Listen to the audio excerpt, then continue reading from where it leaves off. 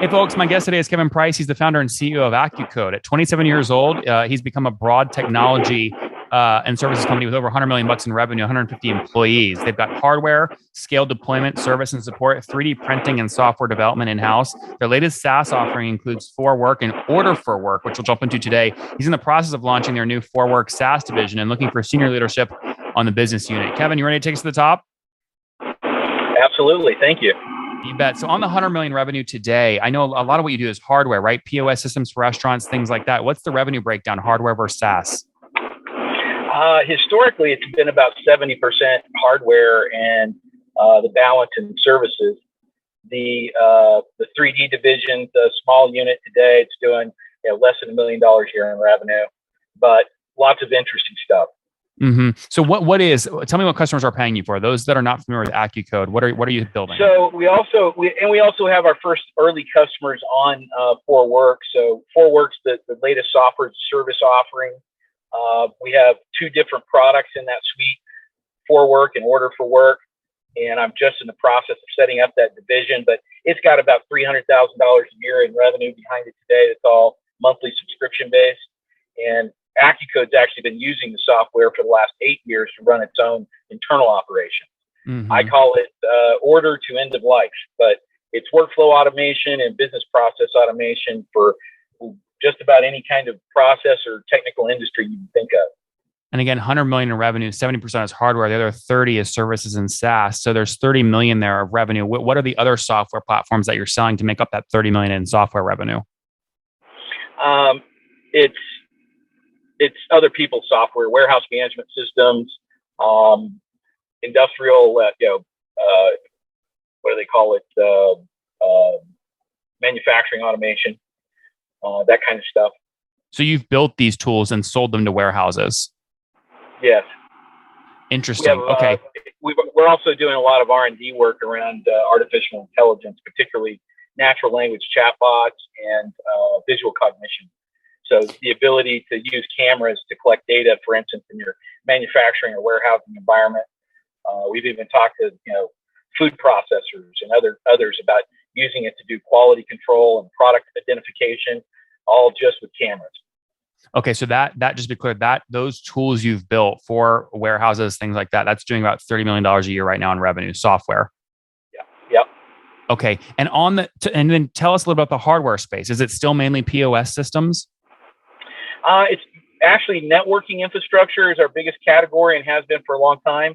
So Cisco, Extreme Networks, Aruba, Nokia are all partners, and we've deployed tens of thousands of commercial networks. We do Lumen is one of our biggest customers, and we do all of their B2B network deployment work for their mid-market customers.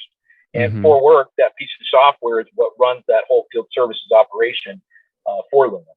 And we share real-time visibility of all those projects with Lumen through that platform. And on that $70 million of annual hardware sales, I mean, are your margins basically zero? Is that a loss leader for your software stuff, or do you make money on the hardware? Not at all. No, the hardware business has always been, I refer to it as a self-funding business development activity. The margins are not great, but it's always profitable. And you have to know how to run that business and run it profitably to do it. But it's all about scale. I want to sell it to you by the truckloads and ship it to you by the box. Yeah. Because we're in the distributed device population. That's our core business. And as we see things like IoT and robotics explode because of labor market issues, people have a challenge of how are you going to acquire, deploy, service, and support tens of thousands of devices, potentially at hundreds or thousands of locations. And we built software specifically for doing that. Oh, what's going on there, YouTube? Good to see you guys. Now imagine this. You love watching these interviews with SaaS founders, but imagine if we took all of the valuation data out from over 2,807 interviews I've done manually. Saves you a lot of time. Well, we've done this. We've built it into the beautiful interface inside of FounderPath. Check this out. I'll show you how you can access this in a second, but you log in, you connect your Stripe account, you see your valuation real time, you can see what it changed over the past 88 days, and even set goals for valuation this year. Now, the secret to valuation is there's many different ways to value a SaaS business. So the reason you're going to see 3 or 4 different valuations inside of your Founder Path dashboard, this is all free by the way, is because depending on who's doing the buying of your SaaS company, you're going to get a different valuation. A VC is going to pay a different valuation. Private equity firm is different. If you're going to do a minority sale, that's different. And if you sell the whole business, that's a different valuation. You can see all those when I hover over here. Right, so the teal is what a VC would pay, yellow is what private equity, and red is if you sold the whole thing outright. Now, what's cool about this is not built off random data. Again, you guys hear these interviews on YouTube. All these data are built from real-time valuation data points founders share with us on the show. So traction, 1.2 million, seed round, 3.7 raise, they sold 22% of their business. Go in here and filter by the event. Maybe you only want to see companies that have sold the whole business. Well, here are a bunch that have been acquired, the valuation and the multiple. Maybe you're going out right now and you're raising your seed round. Well, go in here and look at all this recent seed deals that went down, what they raised, what valuation they raised at, and what percent that they sold. There's never been a larger data set of SaaS valuations than what you can get now inside of Founder Path, and we're thrilled to bring it to you. All right, we're going to go back to the YouTube video here in a second, but if you want to check this tool out, if you want to jump in and sign up, you can check it out for free to get your valuation at this link, founderpath.com/products/valuations.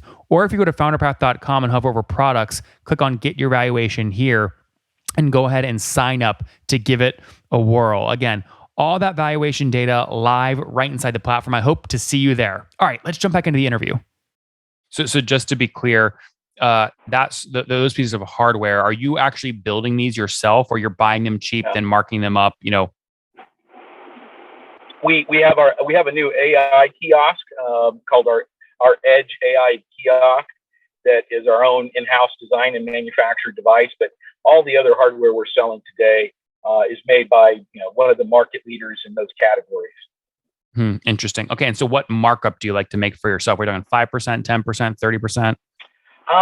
Typically, gross margins run between 12 and 20% in the hardware space, and that's gross margin, not net. But like I said, it's always profitable. Yep. So what is net? Like 5%, 2%?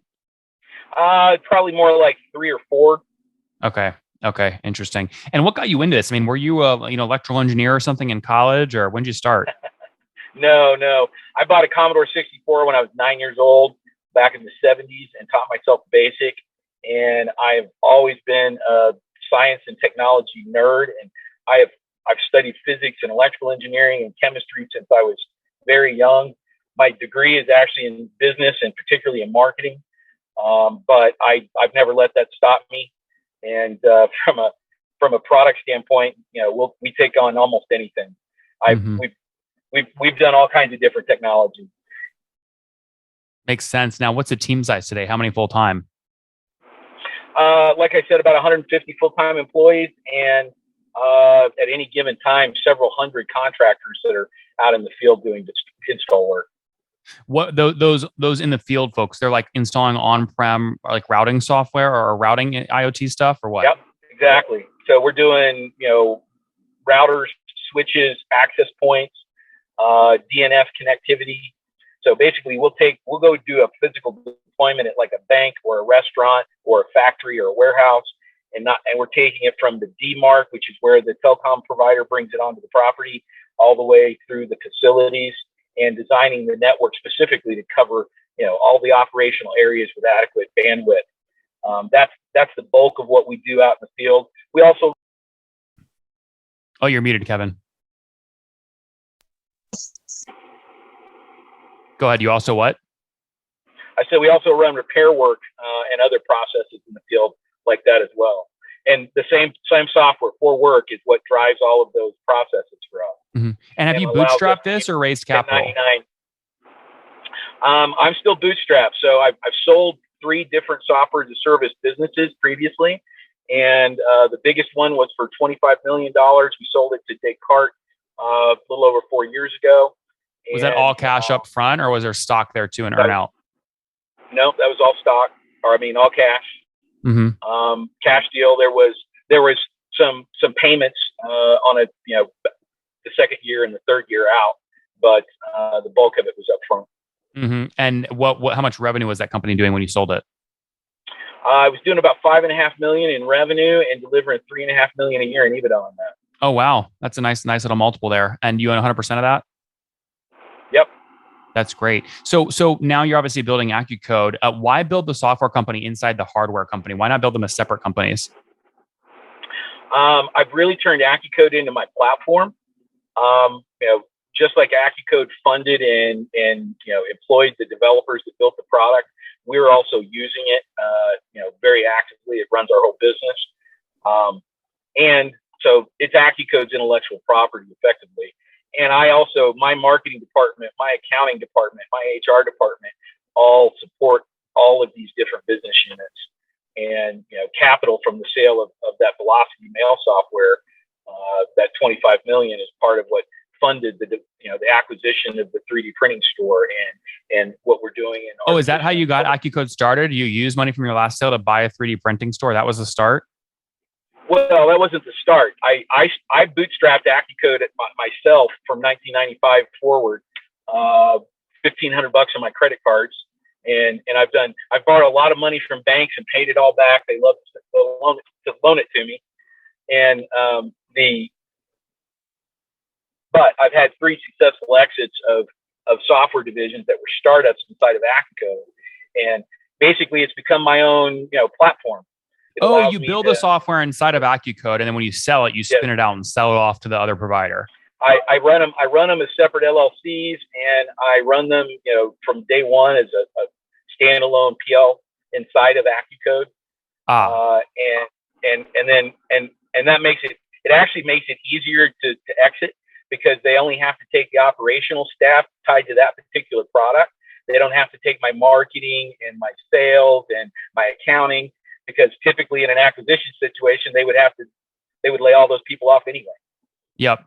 So For Work is a individual P&L, but inside of Accucode. Correct. I see. Hell of a story here. What about the flip side? Have you bought any companies to bring inside of your platform? The only acquisition I've done was the 3D printing store about 4 years ago. Just tell me about that real quick. I mean, what does a 3D printing store make in a year? Oh, it's tiny. It's doing like $1 million a year in revenue. Why buy it? So it's another distributed device population where additive manufacturing is going to be the future of how we make a lot of things. And today there is a complete lack of, a thoughtful, organized approach for how you're going to acquire, deploy, service, support, operate that kind of technology. And there's not nearly enough qualified engineers, mechanical engineers on the planet to do the install, the operation, the service, and support. If you're going to go scale this, somebody needs to go build a plan and tool that makes that a feasible, concept. Mm-hmm. And the printer manufacturers focus on, look what I can print, but typically they can only print it successfully once, and it often takes 2 or 3 attempts to get the one right. And as I say, that's cute that you can do that, but it's not very valuable. So what did you pay for it? $1 million a year, printing store company? It was more a matter of, we made commitments to capital investment. So I put over $2 million into new equipment and facilities and staff. And we now have the ability to print hard metal parts, high temperature polymers, fiber reinforced plastics, all kinds of different materials, and multiple. We've got a facility in Dallas and another one here in Denver. And we do a lot of business in the aerospace sector and the energy sector. Oil rig operators are using. But you own the majority equity of that 3D printing store because of your $2 million capital injection. Correct. Is the owner still operational, or is he or she exited? Deborah Wilcox is the founder, and she's the operational manager of the business. And she's actually an IP attorney by trade, and started this, basically was running this as a personal project, and was operating out of a hangar at a local private airport, and running a small service bureau. And I met her and asked her to come run my 3D division. Interesting. Last question. Are there any tax advantages to having Accucode Holdco and then doing stand-up P&Ls for individual software companies underneath in terms of how you treat sort of cash flow? Oh, for sure. It allows me to, the bar business has allowed me to bootstrap several software as a service businesses and run them, with minimal overhead, and the tax advantages that Accucode gets to be very flexible with how it chooses to expense or capitalize that R&D investment and the other resources that we put behind those business units. And, it makes it I would say, a lower risk proposition. I think there's also a cost to that because it's not the sole focus and because a lot of the resources are shared. It takes longer to scale it that way. Yeah. Kevin, heck of a story here, man. We're out of time. Now let's wrap up with the famous five. Number one, favorite book. Oh, just recently, The Surrender Experiment. Surrender Experiment. Number two, is there a CEO you're following or studying? I love Elon Musk, although I really wish that he would be a lot more quiet on social media. Number three, what's your favorite online tool for building Accucode?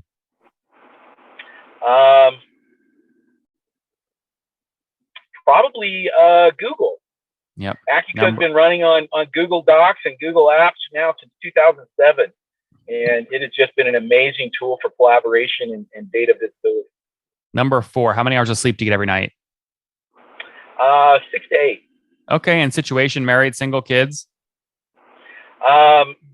Single at this point, twice divorced. Any kiddos?